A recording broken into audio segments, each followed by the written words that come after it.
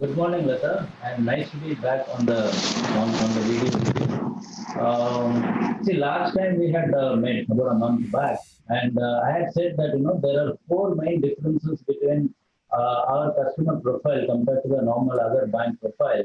One is that we only give livelihood loans.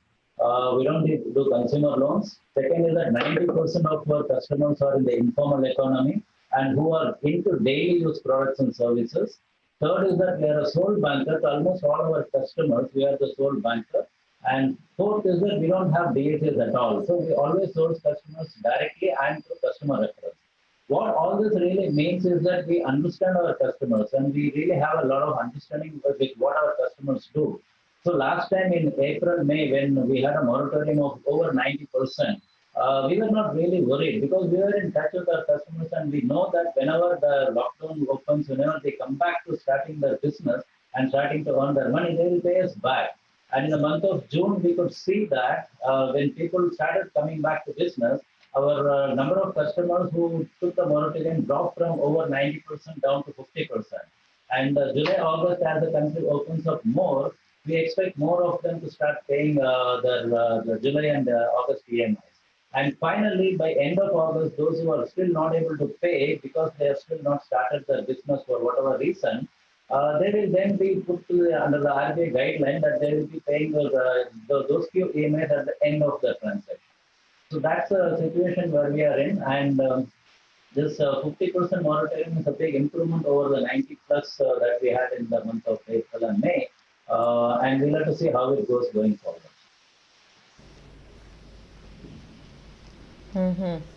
Mr. Vasudevan, good morning, sir. Can you give us some sense? I mean, it's great that it's moved from 90% to at least 50%, the morat figure.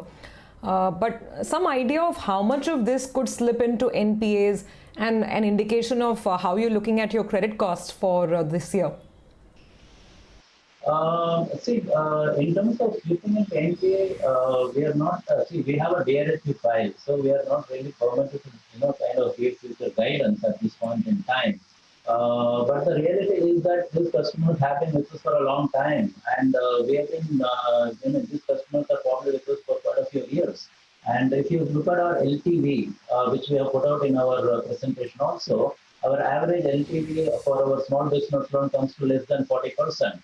And so there's a lot of equity that the customer has on the transaction also. And plus we carry a 100 crore extra provision starting in the end of March that we made an extra 100 crore provision. That translates to nearly about 0.7% of our book. And our normal credit cost is in the range of 1.1. In the last 3-4 years, our credit cost has been around 1.1. And we have another 0.7% of extra provision that we carry from March.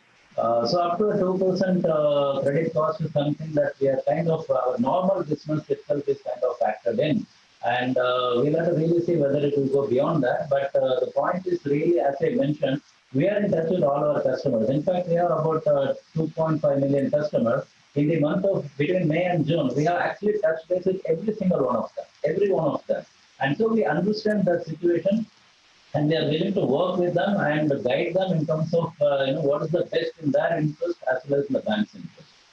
Okay, well, Surabhi has helpfully pointed out to me that after hotels, restaurants in Maharashtra too can open, that permission is coming in. So in any case, that explains why maybe specialty restaurants is doing well. Well, yeah, things are opening up, Mr. Vasudevan, and maybe that should also be a matter of positive for your borrowers. But let me move, therefore, to growth. Are you going to see a crunching of your balance sheet, or do you think growth continues? Any numbers?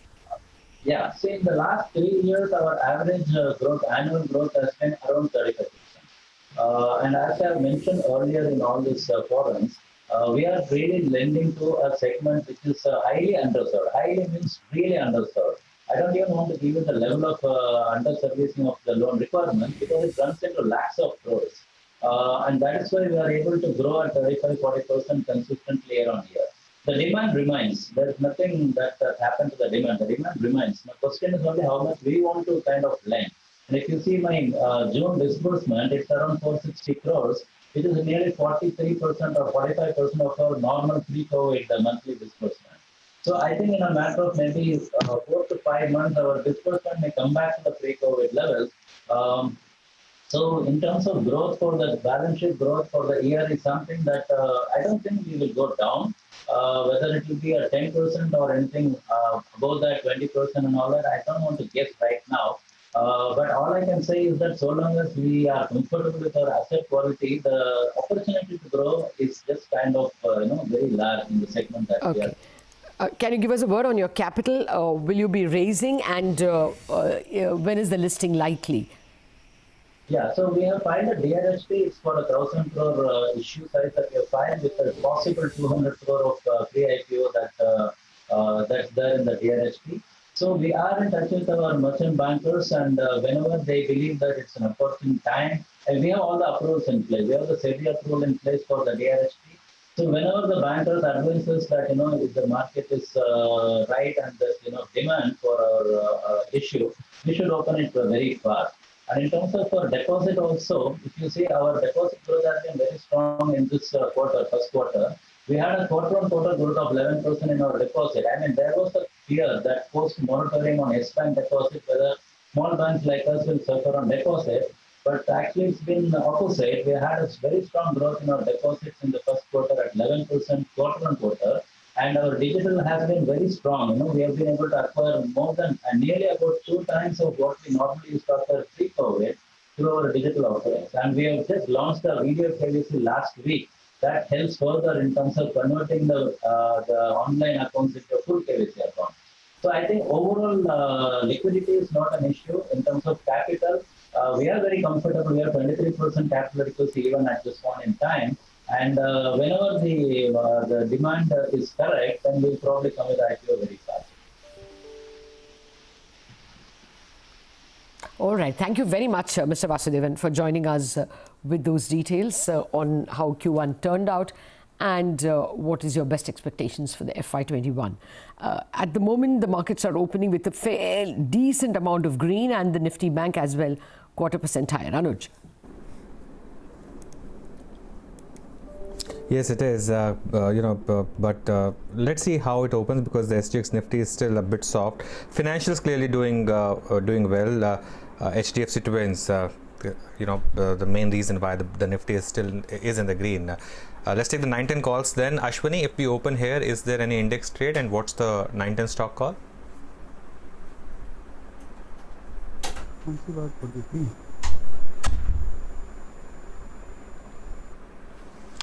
Okay, I think we... Sudarshan, let me come to you for what would be your index trade if we open here and the 9-10 call? Well, if we open here, we still wait for a minor dip to go long and buy call options, except that we raise the strike price to 10,750 for this week, day after tomorrow. So be long, or try to be long as the market develops. And Britannia is a buying opportunity with a stop at 35.60 and a target of 3700. Okay, that's the buy call on Britannia from Sudarshan. Mitesh, what would be your 9-10 stock call? Yeah, I would choose a buy on Hindalco on a mild dip, so around 153, buy with a stop at 149 for targets of 160.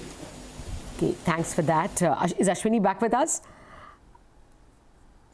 Ashwini, first your index and 9-10 call, and then I have another question on IDBI Bank. See, index from here, I have the 11,000 call, so that July 11,000 view remains. But just for the near term, today, tomorrow type, you could be a bit sideways. So that way, on a weekly options basis, selling options would be a good idea. And 914, I think Bajaj Finance should have more upside. That's a buy with a stop of 3080 and target of 3200. IDBI, it's not my 1 minute. IDBI, let's pull up this chart. I mean, let us look at a 6-month or a 1-year chart just to tell you that this is like a mind-boggling chart, isn't it? Circuit to circuit, a 16 rupees stock in April is today almost 60 rupees. So, I mean, it's now difficult not to notice it, isn't it? Ashwini. Well, it's easy to ignore it because these sort of stocks come down also in a very similar fashion. such stocks are dime a dozen, Ruchi Soya, IDBI, but it's not for the average retail guy. Sometimes they can be ahead of news moving in this manner, but what happens if you get stuck and there is no exit? So not a great stock to be in. Okay. So Darshan, I want to ask you, if someone's looking to do a quick trade in the consumer space, should you look at Godrej Consumer, which has already rallied so hard, it's just some 5-6% off the 52-week high, or should you play the flavor of the day, which are these, hotel and restaurant stocks? All of them are up in pre-open. No, you don't touch hotels and restaurant stocks, and no way you do it. You still go for consumer stocks, except Godrej Consumer may not be the best option. Marico, Hind Unilever, Britannia, these are better options. Okay, Sudarshan, I want to try my luck with you as well. What do you do with a stock like IDBI? It's not in the caliber of Ruchi Soya. Ruchi Soya went to NCLT. I mean, fundamentally, it's very different. And I mean, this climb is like now too glaring to be ignored. IDBI. Why would I go to IDBI? Or why, when I can buy HDFC Bank or ICICI Bank or even Bandhan Bank? I wouldn't touch it. Because you will not get 16 to 60. You will not get a 4 times gain. Of course, I agree with you.